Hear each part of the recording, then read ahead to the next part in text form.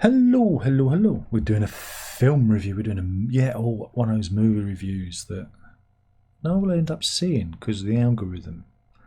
For are we not enslaved to the algorithm? Yes, we are. We are talking about Fantastic Four. This is the fifth run-up at the Fantastic Four franchise. Is it really a franchise? I suppose it is. Fantastic Four are the first family of Marvel. They were the first ones created by Stanley and Jack Kirby back in the golden era of comic books. It's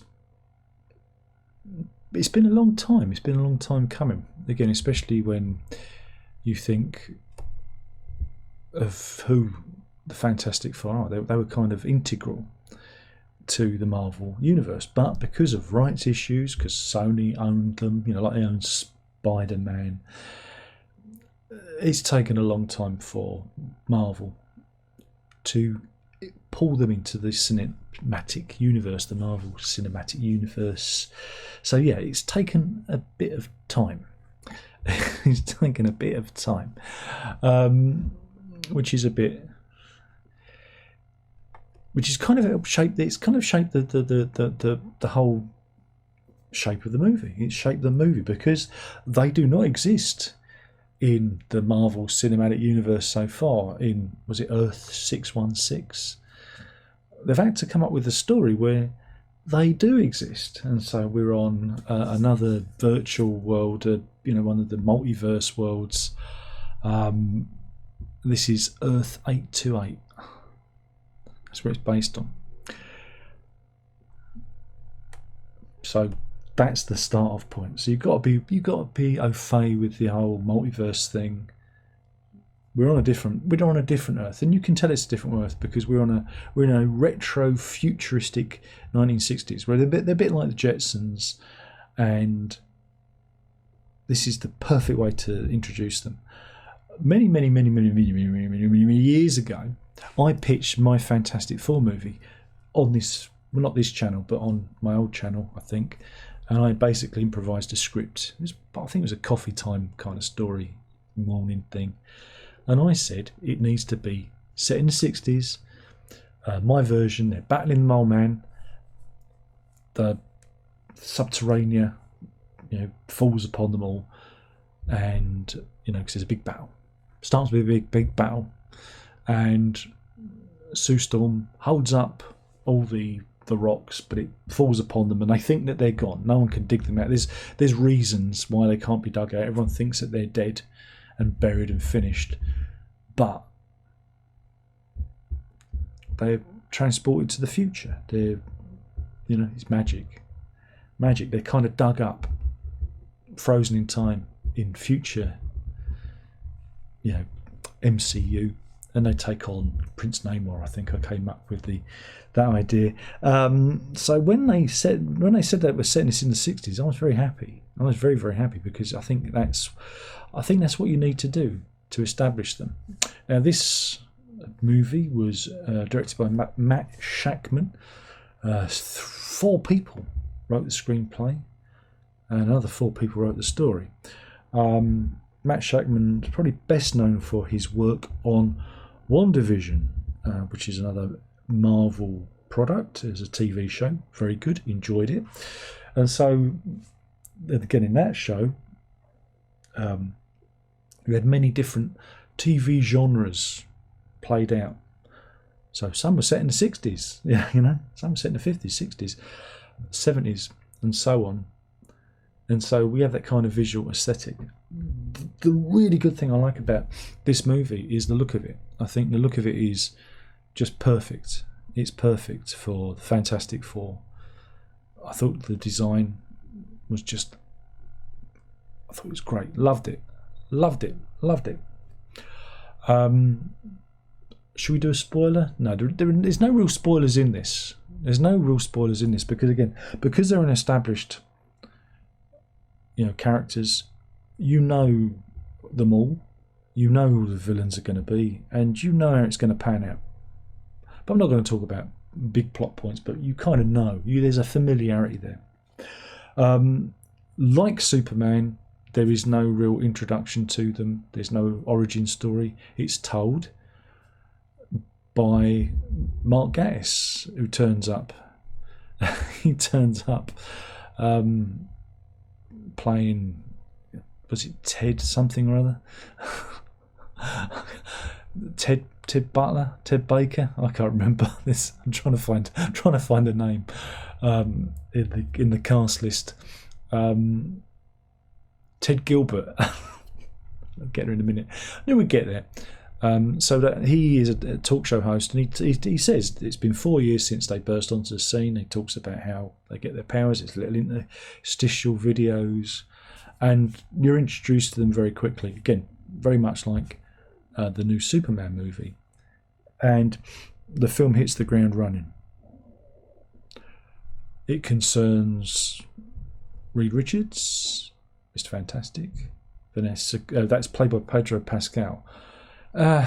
He's the weakest link in this, because Pedro Pascal is everywhere. I have nothing against the man, but he's too short to be Mr. Fantastic. And again, I don't know.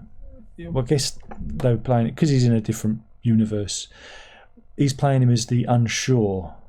I'm not sure this is going to the very unsure Reed Richards, which that's not who Reed Richards is. Reed Richards has always got a plan. He can be arrogant with his intellect.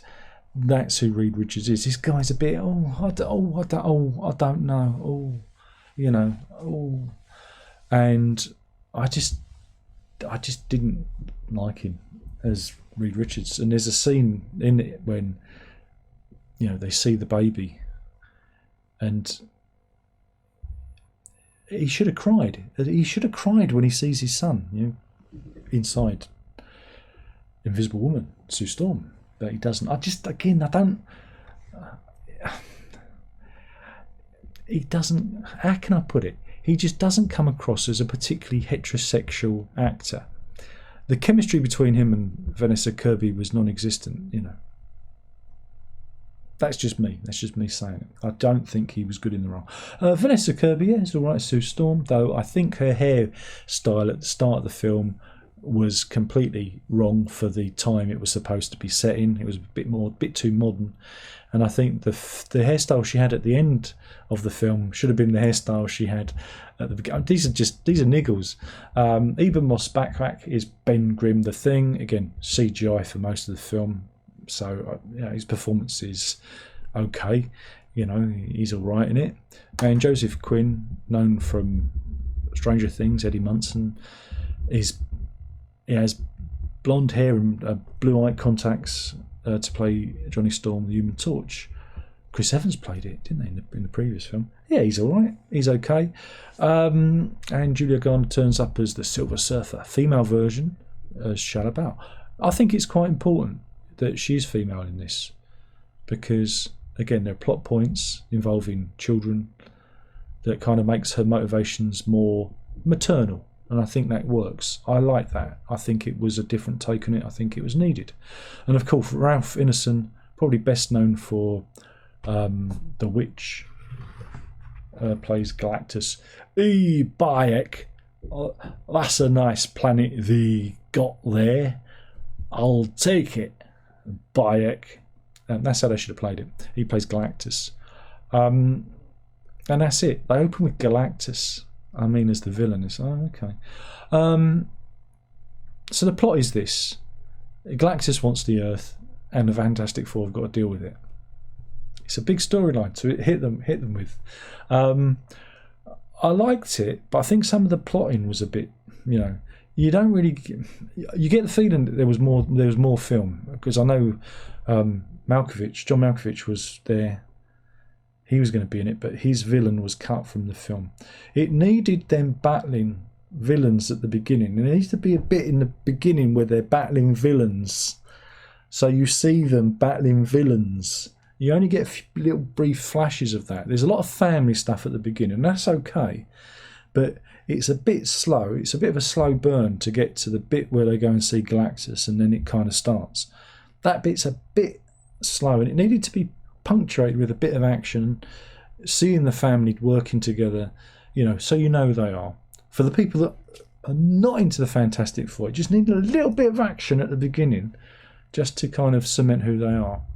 But once they're off into space and up with Galactus, the movie kind of picks up and it resolves itself in an expected fashion. It's like, yeah, all the elements are put there for you to work out how it's going to end. It's like, yeah, and yeah, I mean, yeah, it's all right. It's okay. Good thing is it didn't feel like a Marvel film, even though it is a Marvel film. It didn't feel particularly like previous Marvel movies. It felt more comic booky, like Superman. We spoke about that one. It felt more comic booky. It felt more like a comic book movie. It has more in common with the previous iteration, the one with Ian Grufford. It had more in common with that. And I liked those ones back in the day where Chris Evans was Johnny Storm. I quite liked those films. I know people didn't. I enjoyed them. A lot of people didn't. I'm not fussy. So yeah, I thought it felt. This is a film that Marvel needed. It kind of is a bit of a slate clearer. It felt more comic booky. It felt very true to the comic book. There's a great scene where a younger version of Stanley and Jack Kirby run to the window, and you can see their drawings on the easel behind them. I like that. That was good. There's some nice little bits in there. There's a bit, right, where it focuses on the crowd. And I'm thinking, I know that guy. The guy with the glasses and the hat. I know him. And it was bugging me, it was. And it was when the credits were rolling. I thought, I know that name. And I came home, got on the Google and looked at it. And it was Alex Hyde White. That means nothing to you, but he was in the version of Fantastic Four that Roger Corman made. The one that was made purely to hold on to the rights, the one that was done in 1994. Well, the actors from that film, Matt Shakman, put in a crowd scene. They appeared in a proper Fantastic Four movie. I thought that was a lovely, sweet moment. I thought that was really, really nice. You've got a couple of post-credit scenes. One which sets up, it's not a spoiler because it's going to be obvious, it sets up Avenger Doomsday. What I was surprised at is it didn't have these guys kind of breaking through or getting a message through from Earth 616. That hasn't happened yet. I thought that was going to be a big plot point. It wasn't. That's not a spoiler, is it? Is that a spoiler? I don't know. But no, I mean, I thought it was all right. Problem is it come after Superman, which I really, really enjoyed, and I thought it was a humdinger of a movie. This is good. This is just as good, but not as good because, needed a little bit of extra. But I did enjoy the look of it. I enjoyed them, except for Reed Richards. He should have been taller. There could have been a plot point. There's a bit where Reed gets stretched, right? He gets stretched, and they should have done a visual gag when he gets back down to the gang. He should have been taller than everyone, and then he just kind of goes, and then gets shorter. Rain's going to stop soon. And I thought they could have done that. Again, if James Gunn had directed the film, he would have included that joke. He would have put that in. But Fantastic Four is one of the better Marvel movies of recent times. I haven't seen Thunderbolts yet. I'm still waiting for that one to be on Disney Plus or whatever, but I've got high hopes for that one. But there's been some right stinkers recently. Right stinkers. And this feels like a proper step in the right direction. But whether or not it will carry on, I do not know. Because Marvel are obsessed with everyone doing their homework and everything being really complicated. This is a fairly simple story. It's a very simple story that is totally faithful to the source material, and like I say, it scoots along. It's 114 minutes, so yeah, so it's just shy of 2 hours. It felt a bit quicker than that. It felt a bit quicker. So I thought it was more like 1 hour 45. But anyway, I enjoyed it. We got a lovely deal on the tickets, £5 each, so I was well happy. And yeah, it was a good morning's fun, and I love the music. I thought the music was really good too. The theme music, everything, it just worked. It worked. But Reed Richards should be taller. That's all I'm saying. That's my only criticism.